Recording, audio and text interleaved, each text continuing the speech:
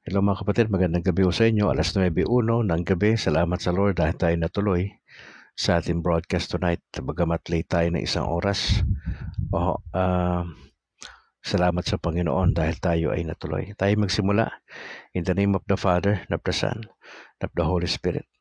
Ama, salamat po sa gabing ito, sa opportunity na kami ho ay makapag-usap patungkol sa Santo Papa.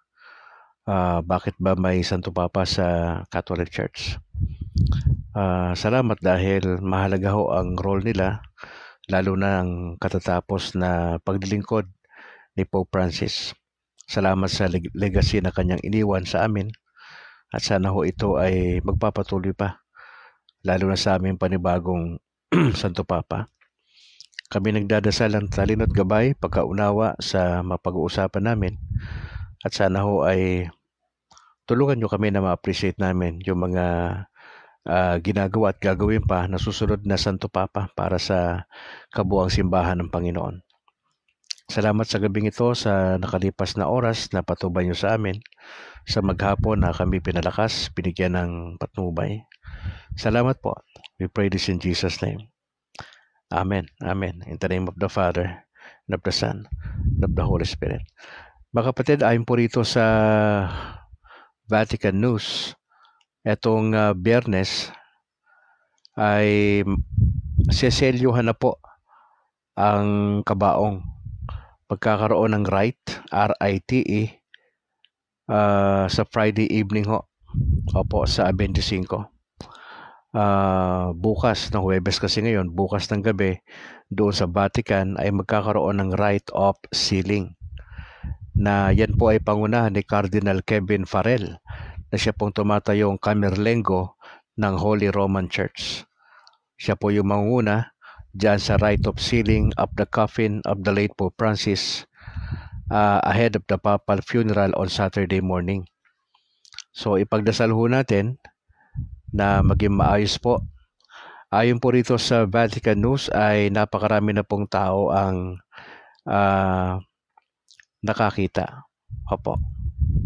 So sa madaling salita, magtatapos na po ang public viewing sa St. Peter's Basilica, na kung saan ang tens of thousands na mga tao ay nagpunta para magbigay ng respeto sa ating namatay na Santo Papa. Pagdasal po natin. Opo. Mga kapatid, diretso na ako sa topic natin for tonight. Pag-uusapan natin, bakit ba may Santo Papa sa simbahan? Saan ba galing yung salitang Pope na yan?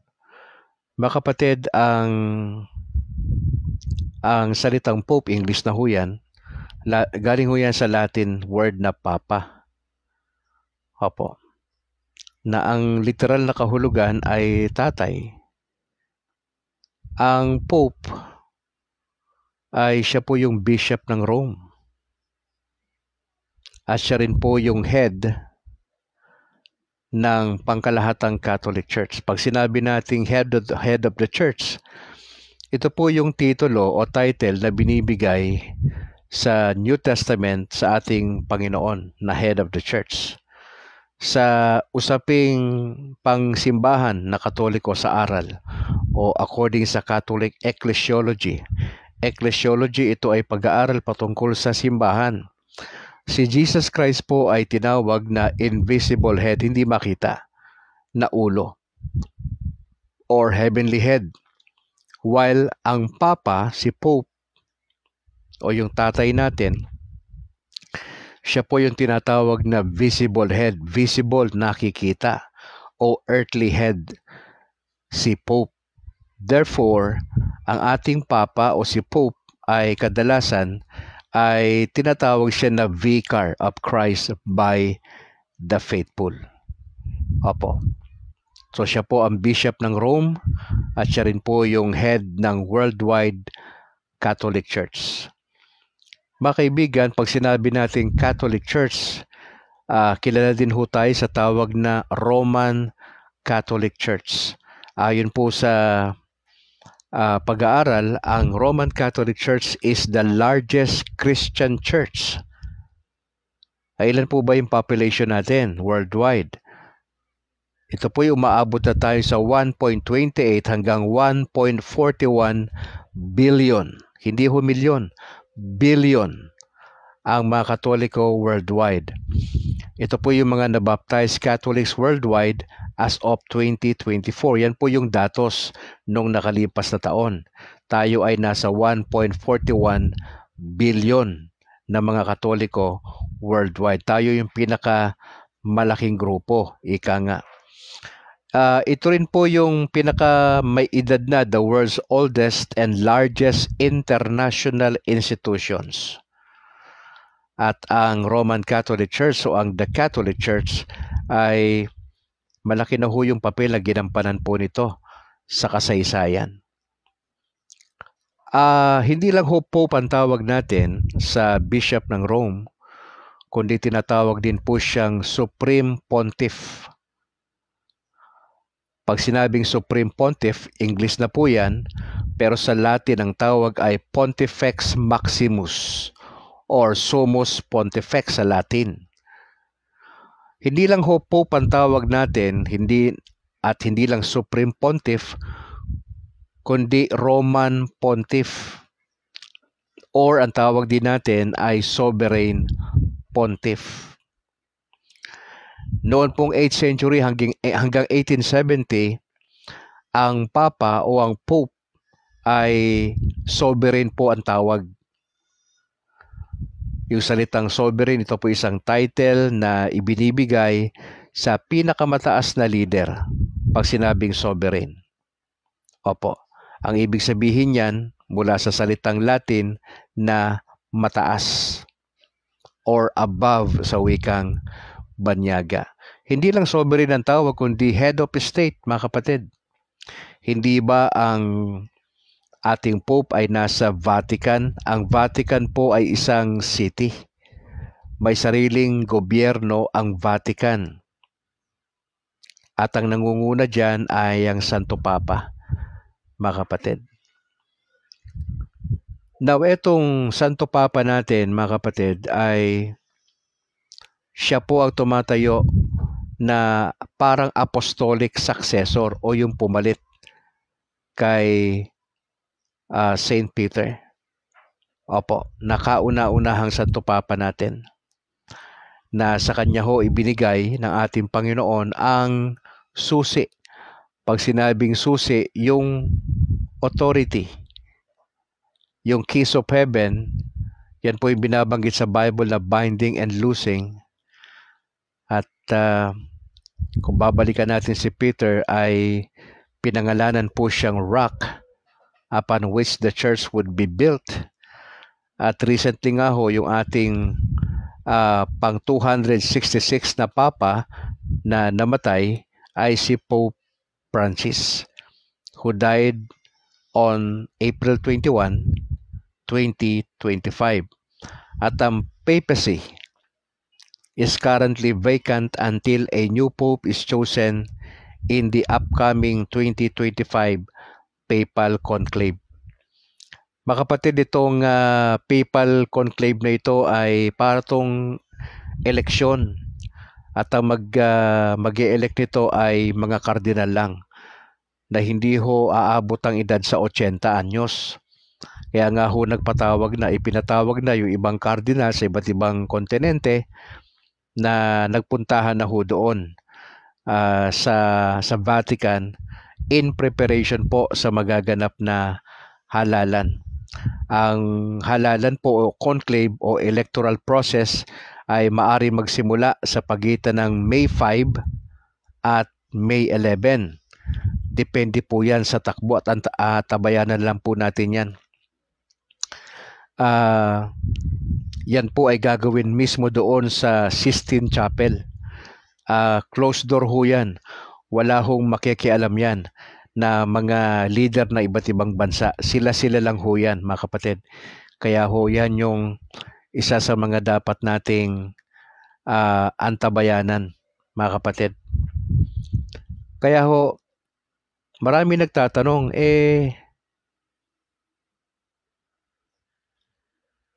ang Santo Papa,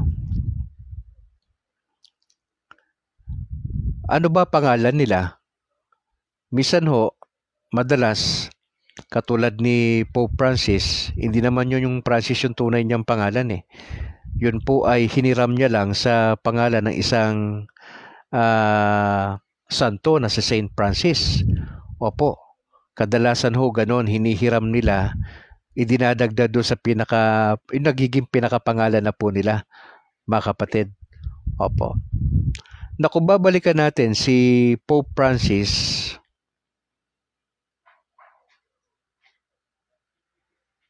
siya po yung kauna-unahang Latin American leader ng Catholic Church eh.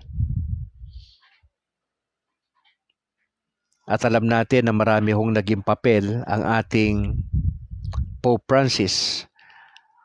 Marami po siyang legacy na iniwan. At napag-usapan natin kagabi na isa po sa hindi makakalimutan na legacy iniwan ni Pope Francis ay siya ho yung pasimuno ng dialogue, ng interfaith. Hindi siya masyado doon sa away-away ng doktrina. Hanggat maaari, usap lang tayo, kape-kape. Yun ho yung maganda. At nagustuhan ko kay Pope Francis. Kaya aaminin ko, bagamat sa huling bahagi ko na lang siya na nakikilala, dahil kung hindi pa siya namatay, hindi ko nalaman yung kanyang mga advocacy.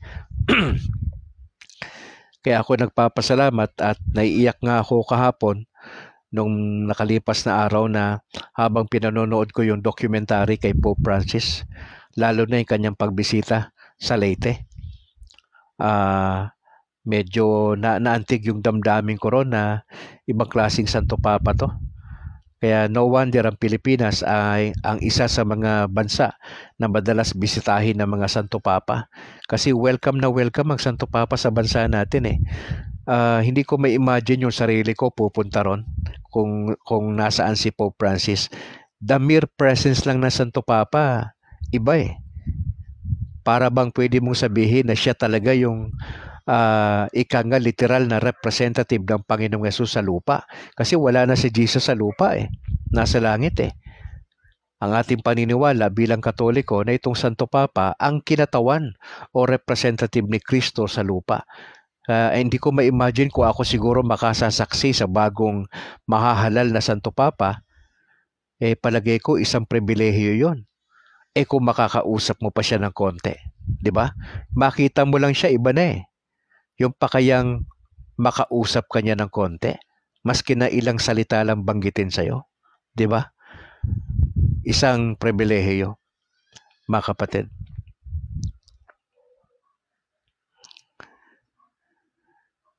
Isa sa mga tinatanong ng mga Katoliko, paano ba pinipili ang Papa? Katulad ngayon, kamamatay lang na Santo Papa natin. Nagkakaroon nga po sila ng pagboto. At ang bumoboto lang ho ay ang mga kardinal na hindi ho lalampas ang edad sa 80 anyos. Kailan ho nangyayari yan? Kapag ka ho ang Papa namatay o di kaya nagbitiw sa kanyang tungkulin. Yung pagboto na yan ay tinatawag na papal conclave. Wala po yung outside influence. Sila-sila lang din po yan, mga kapatid. Kaya ho, yan ho yung dapat nating ipanalangin sa mga susunod na linggo kasi antabayanan po natin yan eh. Kaya ho, para hindi kayo maligaw kung saan kayo pupunta, tuto kayo doon sa Vatican News. Oo, sa YouTube. Although ito naman ay publicly ay tututukan ng mga malalaking newspaper sa US, sa Pilipinas, i-cover naman ho yan. Yung conclave na yan, no? Yung proseso na yan. At yung pinakamatindi ho dyan ang tabayanan natin, yung anunsyo mismo.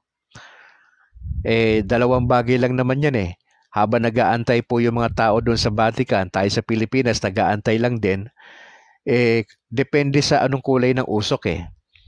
Kung ang usok ay itim, sabihin wala pang napagkasunduan na papalit na Santo Papa. Pero kung ang usok doon sa chimney ay puti, ibig sabihin nakapag-elect na yung mga kardinal ng panibagong Santo Papa. Yun ho yung antabayanan nyo. Pero sa ngayon, medyo ano pa ito medyo solemn pa tong araw na to. Okay, sa Sabado, ililibing no, ang Santo Papa at pagkatapos niyan ay may mga paghahanda na doon sa tinatawag na Papal Conclave. Opo. Nagtatanong yung iba, Brad Calix, may sahod ba ang Papa? Meron bang sahod? Mga kapatid, according po sa balita, wala pong sweldo ang Papa. In particular, si Pope Francis never received a salary. Pero entitled po siya doon sa sweldo. Noong 2013, nang siya ho ay maging bishop ng Rome, siya po ang nag-took over bilang head of the Catholic Church. Tinanggihan niya po yung sweldo. Pero lahat po ng gastusin ng Santo Papa ay gastos ng Vatican. Kasi ang Vatican City ay may sariling gobyerno po yan. Opo, isa po siyang bansa. Bagamat maliit lang ho yan, na bansa, Vatican lang ho yan, maliit lang yan, dyan ho nakatira yung Santo Papa, may sarili po silang gobyerno. So lahat ng gastusin ni Pope ay sinasagot lahat ng Vatican City. Mga kapatid, ilan lang ho yan sa mga pwede nating pag-usapan. At isa na lang ho bago tayo magwakas. Mga kapatid, ang issue ng Santo Papa, malaking issue to sa para sa mga Protestante, para sa mga evangelical po na mga kakilala po natin. Kasi wala po silang ganyan. Again, mga kapatid, we have to understand, Bible lang kasi yan sila. Bible alone. Faith alone. Whereas tayong Katoliko, hindi Tatlo yung ating authority. Meron tayong sacred scriptures, meron tayong sacred tradition, meron tayong magisterium. At may hierarchy po kasi tayo Bali 7 yung hierarchy natin Hierarchy, oo. Yung ibig sabihin niyan, levels of leadership. Yung nasa ilalim po niyan, yung mga tao, tayo, mga layman. Pagkatapos niyan, mga pare. Pagkatapos ng mga pare, pangatlo, yung mga bishops. Pagkatapos ng mga bishop, may archbishop yan Pagkatapos ng archbishop, cardinals po yan. At yung nasa tuktok, ang Diyos. Yan po yung 7 levels ng leadership o hierarchy ng Catholic Church. Ang pinakamataas natin, ang Diyos. Pangalawa lang si Pope. Pagkataas ni Pope, pangatlo, cardinal. Pang-4, archbishop. Pang-5, bishop. Pang-6, yung mga pare. Pang-7, tayo na mga layman. So nagkakaintindihan po tayo. Kaya hindi natin pwede kumpara sarili natin doon sa ibang denomination. Tsaka pangalawa, pwede ko sabihin, centralize po tayo. Centralize po tayo. Okay, kung ano sabihin ng pinakapuno doon sa Vatican, susunod lang ho yan lahat ng mga simbahang Katoliko, saan man yan nakapwesto. Kasi centralize po tayo. Kung ano sinabi sa Vatican na pinakasentro, yan ho yung mangyayari yan. Susunod lang po talaga. Kaya mahalaga sa atin yung sumusunod tayo sa pinakamataas natin. Ang representative ni Christ sa lupa, ang Pope. Pagdating naman sa local, sa parokya, ang pinaka nasusunod dyan, ang pare. Tawag natin dyan resident priest. Sa amin dito sa May Sumag, meron kaming 3 pare pero meron kaming pinaka-leader. 3 sila pero may pinaka-resident priest. At yung 2 ay mga alalay. Bagamat pare-pareha silang mga pare. Oo. Pero mas maganda, mas maraming pare sa isang parokya, mas masaya. Siyempre, naasikaso nila yung mga kapatiran. Opo. Baka pati tutuloy natin bukas ang issue patungkol dito sa sa Pope at tignan natin ayon sa kasaysayan, paano ba nagiging Pope? Saan ba nanggagaling yan? Hinuhugot lang ba yan sa iba't ibang lugar? Para bang basketball yan na tinitrade lang? Ano ba usapan dyan? Ano ba yung qualifications para maging Santo Papa? Pag-usapan natin yan bukas ng gabi. Mga kapatid ha? Oho. Pasensya na po kayo. Medyo na late po tayo sa pagbo-broadcast sa gabing ito. Opo. Ipagdasal natin yung sitwasyon natin na medyo malungkot tayo sa mga ganitong pagkakataon. Ako sa totoo lang, ngayon pa lang nagsisink in sa akin yung ginawa ni Pope Francis. Yung kamatayan niya, yung unang araw nung mapakinggan ko yon, nung April 21, 24 na ngayon Hindi nagsink in sa akin yung balita na patay ng Santo Papa. Una, hindi naman ako, kababalik ko lang sa Katoliko Opo. For so many years, hindi naman kami nakatutok sa Santo Papa. Pero nagsink in lang sa akin na patay na si Pope Francis. Ito lang, mga kagabi lang din. Iba Kasi tatay mo di ba? Tatay mo kasi. Namatay yung tatay mo di ba? Tatay mo sa pananampalataya. Yung baga lolo na natin di ba? Lolo Kiko ang tawag nung iba So, ako personally, ngayon pa lang nagsisink in sa akin na mahirap pala mawala ng isang leader. Na for so many years ay nakita ninyo, nasubaybayan nyo ang takbo ng pamamahala ng Santo Papa Francis. Ako lately na lang. Pero nagpapasalamat ako at na-appreciate ko si Pope Francis sa mga ginagawa niya, especially nung pagbisita niya sa Pilipinas. Kaya salamat lang sa Panginoon na merong isang Pope Francis na nag-iwan ng legacy sa ating mga Katoliko. Sana po patuloy tayo magdasal sa mga pagkakataong ito, sa susunod na Santo Papa na ibibigay sa atin ng Lord sa idaraos na Papal Conclave. Pagdasal natin kung sino man. At pag-uusapan natin, mga kapatid, bukas, pag-usapan natin ng konti kung sino yung inaay na posibleng pumalit, no?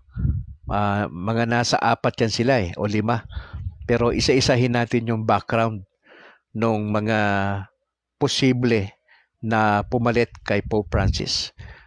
Bukas po yan ng umaga, Lord willing. Sige po, time check, alas 9:24 po ng gabi. At salamat po sa inyo.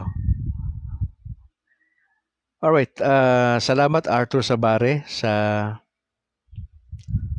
insights mo rito. Salamat for joining sa ating broadcast, kapatid. Aris B, salamat. Pag-pray lang po natin yung aking may bahay. Opo, salamat po Aris B sa pag-join sa ating broadcast. Alan Yaneta dyan sa Hungary. Bro, salamat. Kay Christian Paul Gaylan. Bro, salamat Pasensya na, hindi ako nakapunta ron kanina kasi masama yung ating Saka medyo sobrang init kaya hindi tayo pwede sa ganyang mga unless lang talaga meron ako ibang lakad din. So, pasensya, hindi tayo natuloy kanina. Pastor Leonardano, salamat for joining again. God bless sa buong pamilya. Kay Raydan Garcia, bro, maraming salamat Kay Desa Salinas Abalos, Desa, magandang gabi at kamusta mo na ako sa iyong mister at sa iyong mama. Kay Ate Rosa Tadeo dyan sa Hong Kong, salamat ate for joining. God bless sa iyong trabaho po. Salamat din kay Elijah Eli, Alvin Bahan, bro, salamat sa pag-share ng video. Kay 30SC, salamat po. Kay Nor Rin, salamat po sa inyo sa pag-join. Kay Letty Auza, salamat Ate Letty. Alben Bahan, thank you Joji Bagadyong, salamat sa pag-join. God bless po sa inyong parish priest at sa mga kamag-anak natin dyan sa Kalulbon, Vira Catanduanes. God bless po. Sige mga kapatid, dyan lang muna tayo, and Lord willing, bukas makapagpakita uli ako sa inyo. Hindi lang ako sure sa alas 6 kasi medyo nahihirapan ako sa aking katawan. Nahihirapan ako kumilos, lagi masakit yung aking katawan. So pagdasal niyo ako kakaiba rin yung aking cross na pinapasan, opo, sa pangkalusugan din ho. Kaya ipag-pray niyo ho na tayo gamitin pa ng Lord.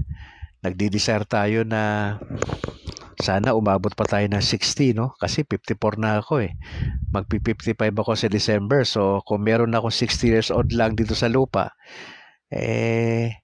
ilang taon na lang ako, gugugulin ko sa lupa, sana naman ma-accomplish ko yung kalooban ng Diyos para sa akin. Pagdasal po natin yan mga kapatid. So maraming salamat for joining. Sundan nyo lang po yung ating YouTube channel, ang State of Grace TV sa YouTube. Please subscribe. Pakisabi po ito sa mga tropa nyo na masuportahan si Brad Calix po. Al Calixtro po ang tunay kong pangalan Yung Brad Calix na yan ay parang screen name lang yan. Pero Al Calixtro po, yung ating tunay na pangalan. Brad Calix po yung ating FB profile. Okay. Sige. Salamat po sa inyo mga kapatid. Tayo po yung manalangin in the name of the Father and of the Son and of the Holy Spirit. Maraming salamat po Ama sa gabing ito. Nakita ho namin ang konting information patungkol sa Pope. Salamat kay Pope Francis na nag-iwan ng legacy sa amin. Sa akin personally, salamat kasi late ko na siyang mas nakilala. Pero nakakalungkot din sa isang banda kasi nawalan kami ng pinaka-leader sa ngayon, pansamantala. Kami po'y nagdadasal ng inyong patnubay sa mga cardinals po namin sa magaganap na preparasyon sa kanilang conclave. Pag-pray po namin ang inyong proteksyon, ang inyong gabay sa magaganap po na conclave. But for now, we are praying na ang lahat ng mga Katoliko worldwide ay patuloy na manalangin at mag-antay sa gagawin ninyo. Patuloy nyo kaming patatagin sa aming pananampalataya kay Jesus at panghawakan ng turo ng simbahan. We just pray for good health sa bawat isa po. Yung mga kasama namin na mga OFWs na nasa ibang bansa, may nasa Hungary, may sa Hong Kong, at iba pa nasa ibang lugar. Pag-pray po namin ang inyong provision, ang inyong patnubay. Samahan niyo po kami sa pagtulog namin mamaya. Sana ho, magigising po kami bukas na malakas ang aming pangangatawan. And Lord willing, ay maaga kami bukas na makapag-broadcast. We'd like to thank you sa nakalipas na araw na lumipas na ginabayan niyo po kami. Patuloy kaming umaasa ng inyong patuloy na gabay sa bawat isa. Pagpapalain niyo po ang mga CFD nationwide, ang programa po nila na Father Darwin Gitgano, nila Wendell Talibong, nila Jando, nila Kenneth Bustamante, at ng sila Romel Palma. Nagdadasal po kami ng inyong gabay sa lahat ng mga Katoliko nationwide sa Pilipinas na patuloy naming panindigan ng pananampalataya kay Jesus at mabuhay kami ng may pag-asa lagi. Lord, I pray that you would bless yung mga kasama namin sa broadcast tonight. Ano man ang kanilang mga intentions sa panalangin, ay samahan niyo po sila. Alam po namin na mahalaga sa amin yung nagpapatuloy sa pagdadasal, paggawa ng mabuti, at pagsunod sa inyong kalooban. Pinagkakatiwala po namin sa inyo lahat ng aming mga kabalisahan sa buhay, ang aming pamilya, ang aming mga doubts minsan. tulungan nyo kami na magkaroon kami ng regular confession sa aming mga kaparian. At patuloy nyo kaming ihanda sa aming sa buhay na ito, sapagkat lahat kami ay one day haharap sa inyong harapan, magbibigay sulit, hahatulan po ninyo kami. Kaya magandang mapaghandaan po namin ang bagay na yan. Maraming salamat po. We pray this in Jesus' name. Amen. Amen. In the name of the Father, and of the Son, and of the Holy Spirit. Time check, alas 9:31 ng gabi. Mga kapatid, maraming salamat for joining. God bless. Pakishare po natin itong ating maikling video sa gabing ito. Tonight is April 24, Huwebes 2025. Sa ngalan po ng aking parish priest na si Father Luan Torrefranca ng San Juan Nepomuceno, parish sir sa Sumag. Ako naman si Brad Calix mula rito sa Negros Occidental. To God be the glory. Ingat po kayo and bye for now.